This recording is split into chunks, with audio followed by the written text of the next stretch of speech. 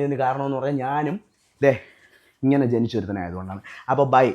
നാളെ നിനക്കും ഇതുപോലൊരു അവസ്ഥ ഉണ്ടാവാതിരിക്കട്ടെ, ഒരു ആക്സിഡൻറ്റിലൂടെയോ അല്ലെങ്കിൽ നാളെ നിനക്ക് ജനിക്കാൻ പോകുന്ന പിള്ളേർക്കും ഇങ്ങനൊരു അവസ്ഥ വരാതിരിക്കാൻ ഞാൻ പ്രാർത്ഥിക്കാം.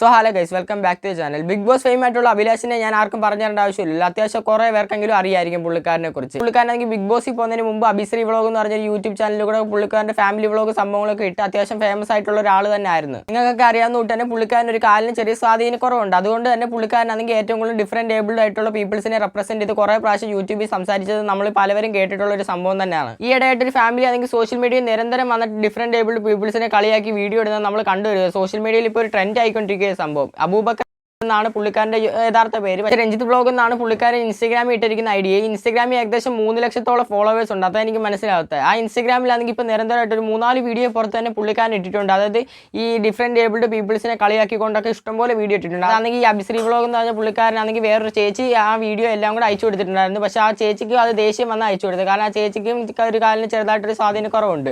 അങ്ങനെ ആ ചേച്ചി പുള്ളിക്കാരൻ അയച്ചു കൊടുത്ത് പുള്ളിക്കാരൻ അത് പിടിച്ചിട്ടില്ല. കാരണം ആർക്കെങ്കിലും പിടിക്കുമോ? ഇവനൊക്കെ നാണമുണ്ടോ സത്യം പറഞ്ഞു കഴിഞ്ഞാൽ ഇങ്ങനെയൊക്കെ കാണിച്ച് ജീവിക്കാൻ വേണ്ടി? ഇവന്മാരെ സപ്പോർട്ട് ചെയ്യുന്നവന്മാരെ യഥാർത്ഥത്തിൽ മണ്ടന്മാരെന്ന് വിളിക്കണ്ടേ? എന്തോ ഇവിടെ ഡിഫറൻറ്റ് ഏബിൾഡ് ആയിട്ടുള്ള ആൾക്കാരൊന്നും ജീവിക്കുന്നില്ലയോ?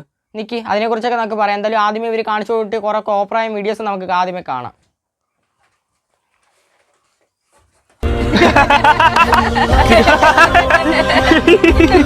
ആര് കളിയാക്കാൻ പാടില്ല മോനെ, നമ്മളും അതുപോലെ ആവും. ഓ അതെയാ? എന്താ മോനെ ചിരിക്കുന്നേ? അല്ല, അംബാനിനെ കളിയാക്കുന്നത് അതുപോലെ ആവും നോക്കാം നമുക്ക്.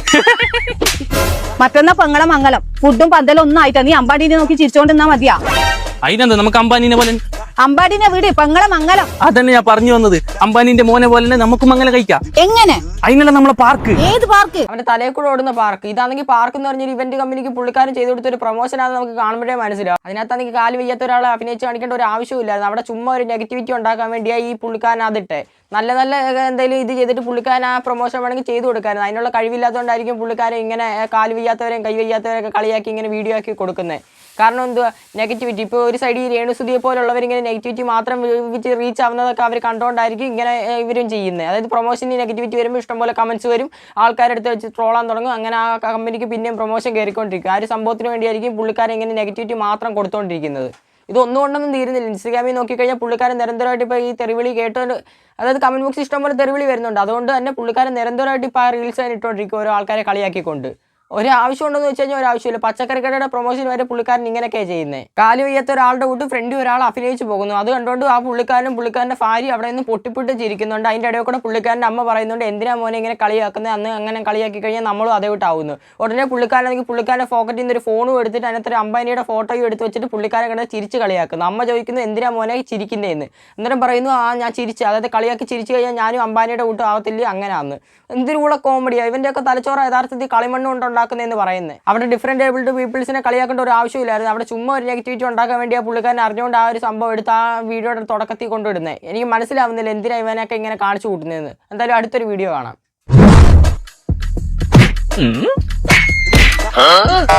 കണ്ണാണെന്നില്ലേ പോയി?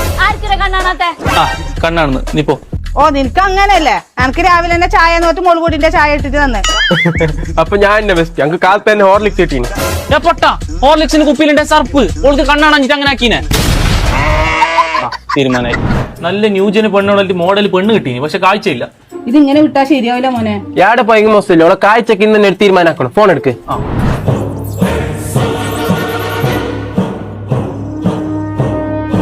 കിട്ടി. Star opticals. അതെ ഗൈസ്, സ്റ്റാർ ഒപ്റ്റിക്കൽസിൽ പോവാണെങ്കിൽ വെറും 899 ആണ് നിങ്ങൾക്ക് ബ്ലൂ കട്ട് ലെൻസും ഫ്രെയിമും കിട്ടുന്നുള്ളത്. ഓഹോ, അപ്പൊ ബ്ലൂ കട്ട് ലെൻസ് വെച്ച് കഴിഞ്ഞാൽ കണ്ണിന് കാഴ്ച ഇല്ലാത്തവർക്ക് കാഴ്ച തിരിച്ചു കിട്ടുമോ? എന്തുവാ നീ പറയുന്നത്? കുറച്ചെങ്കിലും വിവരം നിനക്കുണ്ടോ? അങ്ങനെയാണെങ്കിൽ നിങ്ങളൊരു കണ്ണാടി മേടിച്ച് വെക്കണം. നിങ്ങൾ അവിടെ അങ്ങനെ തലച്ചോറ് വിൽക്കാനുണ്ടെങ്കിൽ ഒരു തലച്ചോറ് മേടിച്ച് വെക്കുക. അതായിരിക്കും ഏറ്റവും ഉത്തമം. ഇങ്ങനെയുള്ള ആൾക്കാരെ കളിയാക്കിയിട്ട് നിങ്ങൾക്ക് എന്തോ കിട്ടുന്ന കാശോ? ആ കാശ് കൊണ്ട് നിങ്ങൾക്ക് എന്തോത്തിന് ഉപകരിക്കും? എൻ്റെ ഡൗട്ട് അതല്ല. പുള്ളിക്കാരനെ ബോധമില്ല, പക്ഷെ പുള്ളിക്കാരന് പ്രൊമോഷൻ കൊടുത്ത ഒപ്റ്റിക്കൽ ഷോപ്പുകാരന് ബോധമില്ലെന്ന് പറയുമ്പോഴേ എനിക്കത് വിശ്വസിക്കാത്ത. കാരണം പുള്ളിക്കാരനെങ്കിലും ഒന്ന് പറഞ്ഞു കൊടുക്കായിരുന്നു. അങ്ങനത്തെ വിവരക്കോടെ ഒന്ന് കൊടുത്ത് റീൽസ് പ്രൊമോഷനുമായിട്ടൊന്നും കൊടുക്കണ്ട. ഒരു മെന്റാലിറ്റി നോക്കിക്കോണം. ഇത് നമ്മൾ ആദ്യം പറഞ്ഞു വിട്ട് തന്നെ നെഗറ്റിവിറ്റിക്ക് വേണ്ടിയുള്ള ഒരു സംഭവം. പുള്ളിക്കാരനെ തന്നെ അറിയാം. പുള്ളിക്കാരനെ ഇങ്ങനെ എടുത്തിടുമ്പോൾ ഇഷ്ടംപോലെ ആൾക്കാരുടെ കയ്യിൽ നിന്ന് റോസ്റ്റ് കിട്ടുമെന്ന്, അതായത് ഏറി കയറുമെന്ന് എന്നൊക്കെ പുള്ളിക്കാരൻ അറിയാം. പക്ഷെ പുള്ളിക്കാരൻ്റെ ഒരു മെൻറ്റാലിറ്റി എന്ന് പറയുമ്പോൾ എത്ര ഏറി കയറാനും ഞാൻ റെഡിയാണ്, എത്ര വേണമെങ്കിലും ആൾക്കാർ എന്നെ എടുത്തിട്ട് കളിയാക്കിക്കൊണ്ട്, പക്ഷേ എൻ്റെ വീഡിയോ റീച്ച് ആവണം, എൻ്റെ വയറ് നിറയണം, എനിക്ക് കാശ് കിട്ടണം. ആ ഒരു ഒറ്റ സംഭവത്തിന് വേണ്ടിയാണ് പുള്ളിക്കാരൻ ഇങ്ങനെ ആൾക്കാരെ കളിയാക്കി വീഡിയോ ഇടുന്നത്, അതേപോലെ തന്നെ ഇങ്ങനെ വിവരക്കേട് പറഞ്ഞ് വീഡിയോ ഇടുന്നത്. പുള്ളിക്കാരൻ്റെ ഈ പ്രൊമോഷൻ എന്നൊക്കെ പറയുമ്പോൾ വളരെയധികം ഫണ്ണായിട്ട് നല്ല ക്രിയേറ്റീവായിട്ട് ചെയ്യാന്നൊക്കെ ഉള്ളൂ. പക്ഷേ അതിനായി ഈ പുള്ളിക്കാരൻ ഇങ്ങനെയൊക്കെ കാണിച്ചു വിട്ടേക്കുന്നത്. ഇതുകൊണ്ടൊന്നും തീരുന്നില്ല, ഇനിയും ഇട്ടിട്ടുണ്ട് ഇതേ വിട്ടുള്ളത്, കണ്ടു നോക്കാം. മോനെ നിന്നെ തേച്ചിട്ട് പോയുള്ള വീടല്ലേ ഇത്?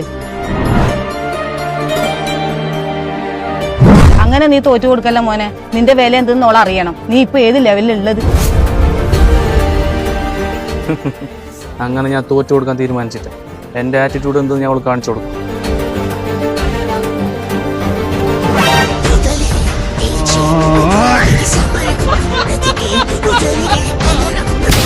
ഇങ്ങനെ സത്യം പറഞ്ഞാൽ എന്തോത്തിൻ്റെ കേടാ ഈ പുള്ളിക്കാരൻ്റെ ഇൻസ്റ്റ നമ്മൾ എടുത്തിട്ട് അതിനകത്ത് റീൽസിൽ പോയിട്ട് മോസ്റ്റ് വ്യൂഡ് എടുത്ത് നോക്കിക്കഴിഞ്ഞാൽ അതിനകത്ത് 10 റീൽസ് ഇട്ടിട്ടുണ്ടെങ്കിൽ ആ 10 റീൽസിനകത്ത് 9 എണ്ണം ഇതേവിട്ട് ഡിഫറെൻറ്റ് ഏബിൾഡ് പീപ്പിൾസിനെ കളിയാക്കിയ പുള്ളിക്കാരൻ ഇട്ടേക്കുന്നത്. അതിന് അത്യാവശ്യം റീച്ച് സംഭവങ്ങളും ഉള്ളൂ. കാരണം ആൾക്കാർ കമൻറ്റ് അയക്കാൻ വേണ്ടിയെങ്കിലും ആ റീൽസ് എടുത്ത് നോക്കുന്നുണ്ട്, ഇഷ്ടംപോലെ ഷെയർ പോകുന്നുണ്ട്. അത് കണ്ടോണ്ടാണ് പിന്നെ എടുക്കുന്നത്. എനിക്ക് മനസ്സിലാവാത്ത അതല്ല, ഈ പുള്ളിക്കാരൻ എങ്ങനെ ഈ 3 ലക്ഷം ഫോളോവേഴ്സ് ഇൻസ്റ്റാഗ്രാമിൽ കിട്ടിയത്? ഇതൊക്കെ കണ്ട് സന്തോഷിക്കാൻ ആൾക്കാരുണ്ടെന്ന് അതിൻ്റെ അർത്ഥം. ഇത്രയും ഒരു ബോധമില്ലാത്ത ആൾക്കാരോ, ഒരാവശ്യമില്ലാതെ വയ്യാത്ത ആൾക്കാരെ ഉൾപ്പെടുത്തിക്കൊണ്ട് എന്തോരം റീൽസാണ് ചെയ്ത് കൂട്ടിയേക്കുന്നതെന്ന് ആലോചിച്ച് നോക്കണം. പണ്ടൊക്കെ സിനിമകളിൽ നമ്മൾ കണ്ടിട്ടുണ്ട് ഇതോട്ട് കാല് വയ്യാത്തവരെ വെച്ച് ഇഷ്ടംപോലെ കോമഡി സംഭവങ്ങളൊക്കെ ചെയ്യുന്നത്. പക്ഷെ അതൊക്കെ കഴിഞ്ഞിട്ട് വർഷങ്ങളായി. പുള്ളിക്കാരൻ ഇപ്പോഴും ആ നൂറ്റാണ്ടിൽ കിടക്കുമെന്നാണ് തോന്നുന്നത്. എനിക്ക് മനസ്സിലാവുന്നില്ല എന്തോ ഈ കാണിച്ചു കൂട്ടുന്നതെന്ന്. ഇനി ഈ കഥയിലോട്ട് അഭിലാഷ് എന്ന് പറഞ്ഞ പുള്ളിക്കാരൻ എങ്ങനെ കടന്നു വന്നതെന്ന് നമുക്ക് നോക്കാം. ഈ കോപ്രായങ്ങളെല്ലാം ഒരു ചേച്ചി കണ്ടിട്ടുണ്ടായിരുന്നു. ആ ചേച്ചിക്ക് കാലിന് സ്വാധീനം കുറവുണ്ടായിരുന്നു. പക്ഷേ പുള്ളിക്കാരിക്ക് ഈ റീൽസ് എല്ലാം കൂടെ കണ്ടപ്പോൾ അത്യാവശ്യം വിഷമം തോന്നി. അങ്ങനെ ആ വിഷമം കാരണം പുള്ളിക്കാരി ഈ റീൽസ് എല്ലാം കൂടെ എടുത്ത് ആ വിശ്രീ എന്ന് പറഞ്ഞ പുള്ളിക്കാരൻ അയച്ചു കൊടുത്തിട്ട് പറഞ്ഞു ഇതൊക്കെ ഒന്ന് റിയാക്ട് ചെയ്യണം. ആ വിഷമം തോന്നുന്നത് സ്വാഭാവികമായിട്ട് പുള്ളിക്കാരൻ അത് കണ്ടപ്പോഴും ദേഷ്യം തോന്നി. അതെല്ലാം കൂടെ ആ ഒരു ദേഷ്യം വെച്ച് ഇച്ചിരി നല്ലോണം രൂക്ഷഭാവത്തിലാണ് പുള്ളിക്കാരൻ ആ വീഡിയോക്കകത്ത് സംസാരിച്ചിട്ടുള്ളത്. എന്തായാലും ആ വീഡിയോ നമുക്കൊന്ന് കാണാം. ഹലോ നമസ്കാരം. ഒരു പുതിയൊരു വീഡിയോയിലേക്ക് വളരെ വളരെ വളരെ ദേഷ്യത്തോടെയും വിഷമത്തോടെയും സങ്കടത്തോടെയും സ്വാഗതം ചെയ്യുന്നു. കാര്യം വേറൊന്നുമല്ല, ഇന്ന് എനിക്കൊരു പേഴ്സണലി മെസ്സേജ് വന്നു. മെസ്സേജ് വന്നെന്ന് പറഞ്ഞാൽ ഒരു സുമയ്യ എന്ന് പറഞ്ഞൊരു കുട്ടിയാണ്. അതെ, നിങ്ങളെ ഞാൻ കാണിച്ചത് താഴെ ആഡ് ചെയ്തേക്കാം, കണ്ടു നോക്ക്. ഈ കുട്ടി, ആ കുട്ടിക്ക് അതായത് വടി കുത്തിയാണ് നടക്കുന്നത്, കാല് നേരെ ചോ വയ്യ. എന്നിട്ടും ആ കുട്ടി ജോലി ചെയ്ത് അധ്വാനിച്ച് കഷ്ടപ്പെട്ട് ജീവിക്കുന്ന ഒരു കുട്ടിയാണ്. ആ കുട്ടി എനിക്കൊരു പേഴ്സണലി ഒരു മെസ്സേജ് അയച്ചു തന്നു. അയച്ചിട്ട് പറഞ്ഞു ഇതൊന്ന് കണ്ടു നോക്ക്, അല്ലേ ഇത് കണ്ടിട്ട് എന്താണ് തോന്നുന്നത്. അങ്ങനെ ഞാൻ ഈ വീഡിയോ പ്ലേ ചെയ്യാം, നിങ്ങൾ തന്നെ കണ്ടു നോക്ക്. നിന്നെ തേച്ചിട്ട് പോയുള്ള വീടല്ലേ ഇത്? അങ്ങനെ നീ തോറ്റു കൊടുക്കല്ല മോനെ. നിന്റെ വില എന്തെന്ന് ഓളെ അറിയണം. നീ ഇപ്പൊ ഏത് ലെവലിലുള്ളത്? അങ്ങനെ ഞാൻ തോറ്റു കൊടുക്കാൻ തീരുമാനിച്ചിട്ട് എൻ്റെ ആറ്റിറ്റ്യൂഡ് എന്തെന്ന് ഞാൻ അവൾക്ക് കാണിച്ചു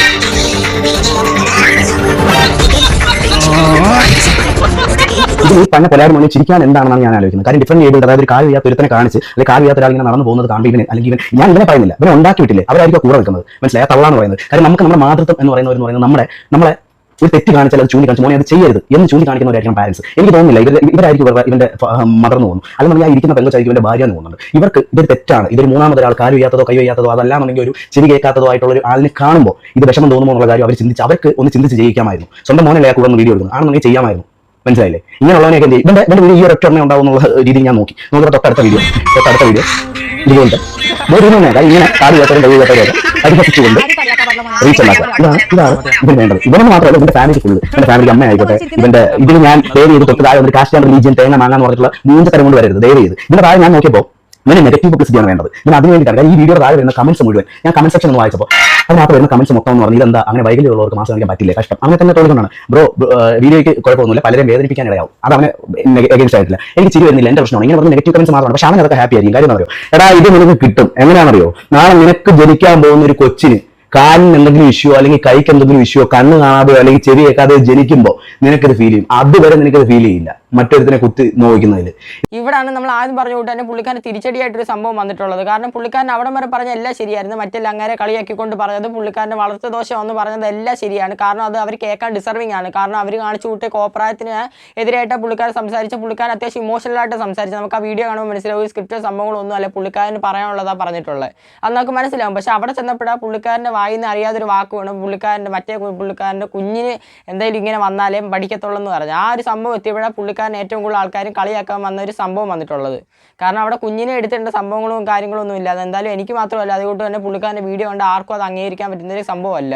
പക്ഷേ പുള്ളിക്കാരൻ കുറച്ച് ഇമോഷണലായിട്ട് പറഞ്ഞുകൊണ്ടായിരിക്കണം അത് അങ്ങനെ വന്നത്. പുള്ളിക്കാരൻ ഓർക്കാതെ വായിന്ന് വന്നത്. എന്തോ തന്നെ ആയാലും അവിടെ കൊച്ചിനെ വലിച്ചിട്ടുണ്ട് ഒരു കാര്യവും ഇല്ലായിരുന്നു എന്നാണ് പുള്ളിക്കാരൻ്റെ വ്യൂവേഴ്സ് തന്നെ പറഞ്ഞുകൊണ്ടിരിക്കുന്നത്. എന്തായാലും പുള്ളിക്കാരൻ അങ്ങ് സങ്കടം കൊണ്ട് പറഞ്ഞായിരിക്കും. കാരണം എന്ന് പറയുമ്പോൾ മറ്റേ അങ്ങനെ കളിയാക്കുന്ന കണ്ടിട്ട് നമുക്കൊന്നും വലിയ വിഷമോ സംഭവങ്ങളൊന്നും തോന്നണമെന്നില്ല. പക്ഷേ ഇങ്ങനെ ഡിഫറെൻറ്റ് ഏബിൾഡ് ആയിട്ടുള്ള ആൾക്കാർക്കായിരിക്കണം വിഷമം തോന്നുന്നത്. കാരണം അവരെ ഇങ്ങനെ കളിയാക്കി നടക്കുമ്പോൾ ആർക്കും പിടിക്കണമെന്നില്ല. തോന്നുന്നില്ല.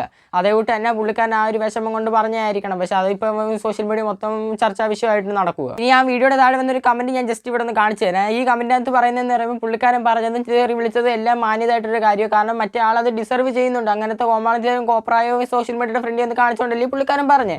പക്ഷെ അതിനുശേഷം ആ കൊച്ചിനെ കുറിച്ച് പറഞ്ഞത് ആർക്കും പിടിച്ചിട്ടില്ല. ആ കൊച്ചിന് ആക്സിഡൻറ്റ് ഉണ്ടാവുമെന്ന് പറഞ്ഞത് എന്ത് മാന്യത എന്നാണ് ആൾക്കാർ കമൻറ്റിൽ കൂടെ ചോദിച്ചേക്കുന്നത്.